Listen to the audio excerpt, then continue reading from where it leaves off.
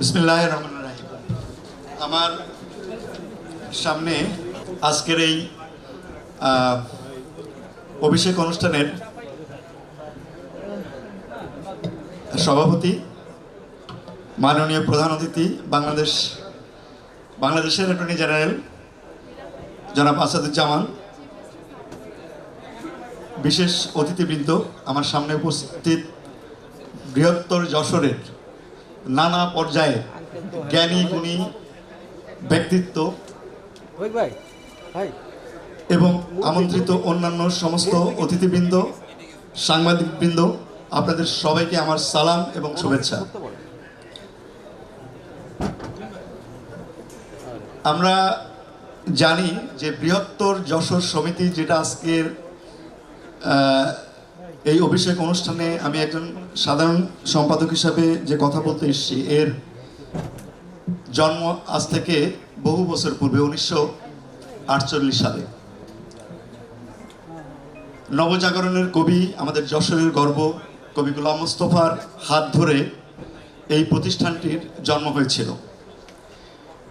আমাদের এই প্রতিষ্ঠানটির জন্ম কিন্তু শুরুতে যথেষ্ট কষ্টকর ব্যাপার ছিল, এবং আমরা এই দীর্ঘ পথ পরিক্রমায় ধীরে ধীরে আমাদের নানা গুণী পূর্বসূরীরা তাদের চেষ্টায় আজকের এই অবস্থানে আমরা এসেছি।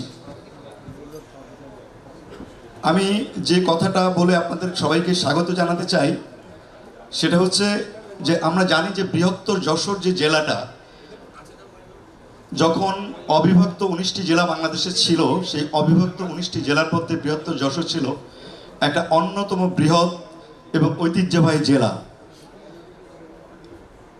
এবং ব্রিটিশ বিভাগের আগেও বাংলাদেশের অন্যতম একটা জেলা হিসেবে এটা পরিগণিত ছিল। ব্রিটিশ সরকারের আমলেও অত্যন্ত গুরুত্বপূর্ণ একটা জেলা ছিল। পর্যায়ক্রমে ব্রিটিশরা চলে গেল, পাকিস্তানরা চলে গেল, বাংলাদেশ স্বাধীন হলো। যেখানে আমাদের এই যশোরের ঐতিহ্যটা ক্রমান্বয়ে বাড়ার কথা ছিল, নানা কারণে আমরা কিন্তু সেই অবস্থান থেকে অনেকটা পিছিয়ে এসেছি।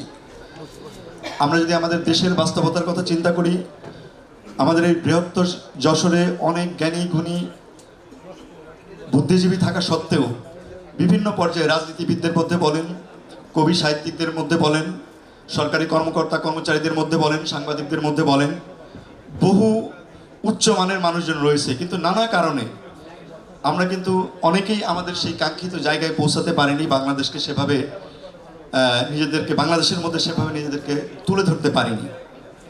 এর নানাবিধ কারণ রয়েছে। তো আমি একটা জিনিস শুধু বলতে চাই, আমি গত 7-8 বছর ধরে বৃহত্তর যশোর সমিতির সঙ্গে অল্প অল্প করে জড়িয়েছি।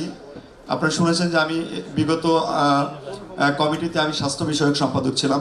যেহেতু আমি একজন চিকিৎসক, স্বাস্থ্য নিয়েই সবসময় আমার কাজ, এবং বিভিন্ন সময়ে বৃহত্তর যশোরের নানা মানুষ নানা কারণে আমার কাছে এসে এইভাবেই আসলে আমার এই সামাজিক সংগঠনের সঙ্গে জড়িত হওয়া।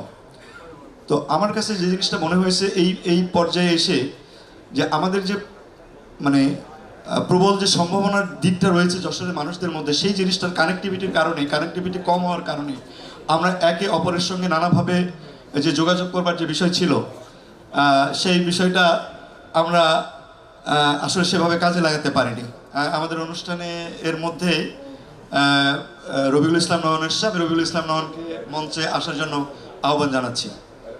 তো আমরা এই পর্যায়ে যে কাজটা আমরা করতে চাই, আমরা আসলে এই যে বিভিন্ন পর্যায়ে আমাদের রাজনীতিবিদ, আমাদের সমাজকর্মী, আমাদের সরকারি কর্মকর্তা, আমাদের বুদ্ধিজীবী, সবার মধ্যে একটা কানেক্টিভিটি, কমিউনিকেশন তৈরি করার যে বিষয়টা, আমি এই বর্তমান যে কমিটি আছে, আমি মনে করি এই কমিটির সর্বাধিক গুরুত্বপূর্ণ কাজ হবে এইটা।